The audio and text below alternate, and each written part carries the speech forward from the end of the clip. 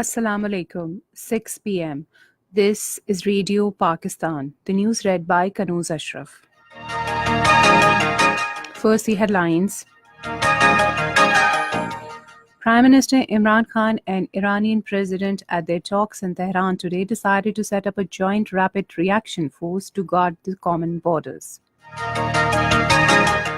Pakistan today signed a loan agreement worth $551 million with the International Islamic Trade Finance Corporation for import of oil and LNG. Prime Minister's Special Assistant on Information has urged media to also suggest ways to improve things while highlighting government's shortcomings. Foreign Office spokesperson condemning the continued incarceration of JKLF chairman Yasin Malik in Tihar jail has said Indian brutalities against Kashmiris cannot change universally accepted reality of Kashmir dispute. U.S. Secretary of State, in a telephonic conversation with Afghan president today, called upon him to reach an understanding with all sides for an early, inclusive intra-Afghan dialogue in Doha. Pakistan cricket team will depart for London later tonight for ICC World Cup and England tour. And now the news in detail. Pakistan and Iran have reaffirmed their commitment to peace and security in the entire region. The understanding came at a meeting between Iranian President Hassan Rouhani and Prime Minister Imran Khan during talks in Tehran today. Both sides also agreed to set up a joint rapid reaction force to guard the common borders. Later, addressing a joint news conference, Prime Minister Imran Khan said the two countries have decided to enhance cooperation in counter-terrorism to ensure that no country's land is used against each other.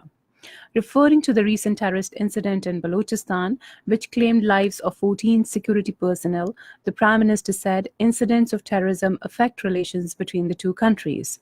He said the entire political leadership in Pakistan has pledged that no militant group will be allowed to operate from Pakistan, and the soil of Pakistan will not be permitted to be used against any other country.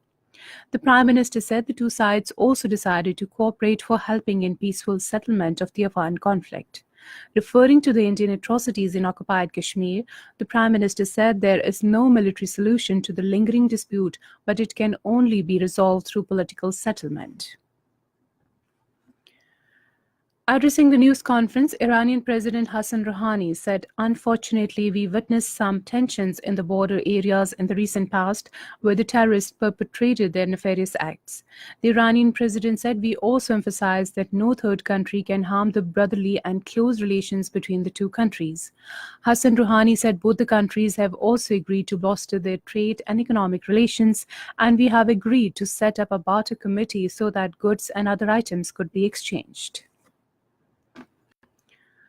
Prime Minister Imran Khan has emphasized the need to increase Pak-Iran bilateral trade for the mutual benefit of both brotherly countries. Addressing Pakistan-Iran business community in Tehran today, he said countries with strong economies have a high proportion of bilateral trade with regional countries. The Prime Minister regretted that Iran, Pakistan and Afghanistan are very close neighbors but have very low trade volume with each other. He said Iran with 80 million people and Pakistan with 210 million people are a large economy and have a huge trade potential. Imran Khan expressed the wish that Pakistan and Iran should start developing their bilateral trade on an immediate basis. He said only 10% rice coming from Pakistan to Iran comes directly. Economic Affairs Division has signed a loan agreement worth $551 million with the International Islamic Trade Finance Corporation for import of oil and LNG. The signing ceremony was held in Islamabad today, which was also witnessed by advisor to the Prime Minister on Finance, Dr. Abdul Hafiz Sheikh. The loan facility will be utilized by Pakistan State Oil Company Limited, Pak Arab Refinery Limited, and Pakistan LNG Limited.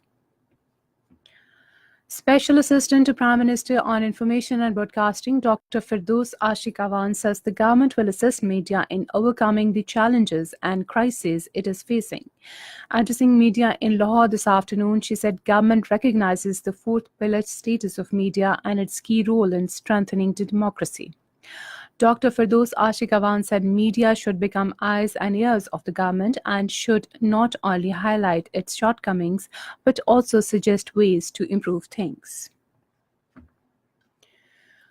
Foreign Minister Shah Mahmood Qureshi has said government is trying to ensure all possible facilitation for the overseas Pakistanis. Addressing a large number of Pakistani community members in Tokyo today, he said the new political setup in Pakistan under the PTI government is people-centric and its socio-economic agenda aims at bringing job opportunities and economic benefits to the people.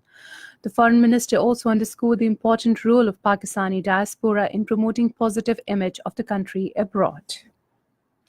This is Radio Pakistan.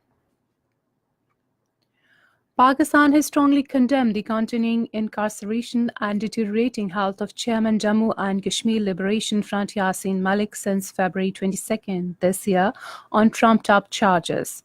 Yassin Malik was arrested under the draconian public safety law and despite his critically worsening health was shifted to the notorious Tihar jail.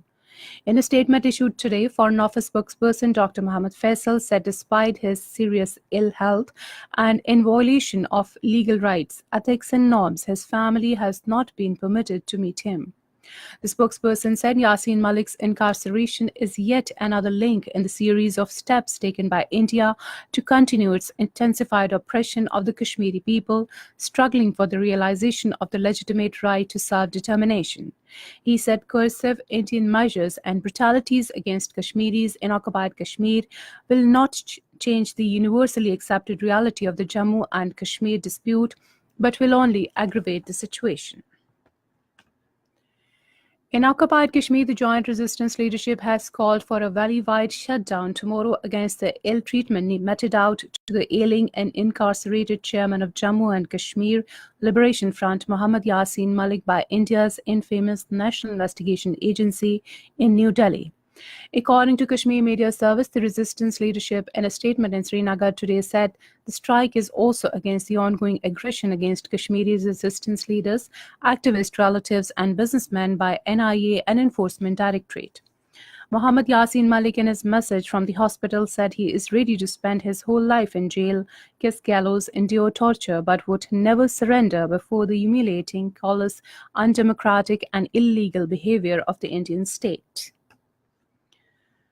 High Commissioner of Pakistan to Sri Lanka Dr. Shahid Ahmed Hashmat visited 3 Pakistani nationals at a local hospital who were injured during the dreadful attacks in Colombo yesterday. The High Commissioner, while condemning the devastating and appalling explosive attacks in Sri Lanka, said that Pakistan condemns all acts of terrorism and extremism anywhere in the world and reiterated Pakistan's commitment to uproot this menace. The High Commissioner inquired about the health of Pakistan nationals and prayed for their speedy recovery. He also assured to provide all necessary assistance. In Sri Lanka, government says 7 suicide bombers carried out the attacks on churches and luxury hotels that killed 290 people and wounded more than 500 others. According to a senior official of Forensic Department, 2 of the suicide bombers blew themselves up at the luxury Shangri-La Hotel on Colombo's seafront. The others targeted 3 churches and 2 other hotels. There was no claim of responsibility for the Easter attacks. The United States has expressed disappointment over suspension of intra-Afghan dialogue, which was scheduled to be held in Doha, Qatar. In a telephonic conversation with Afghan President Ashraf Ghani, U.S. Secretary of State Mike Pompeo emphasized the need to seize the moment and reach an understanding so that an inclusive intra-Afghan dialogue can be convened in Doha as soon as possible. Captain of national cricket team Sarfaraz Ahmed has said that Pakistan team is ready for the ICC World Cup being held in England from 30th of next month. Speaking at a news conference in Lahore today, he expressed the hope that team will perform best in the mega event. Head coach Mickey Arthur said Pakistan team consists of best players. Pakistan cricket squad will depart for England tour late tonight. And finally, the weather. Mainly hot and dry weather is expected in most parts of the country during the next 24 hours. And that is the end of the news. For more news and analyses, log on to our website, radio.gov.pk, and also watch live video streaming of our bulletins on the link facebook.com Radio Pakistan News Official.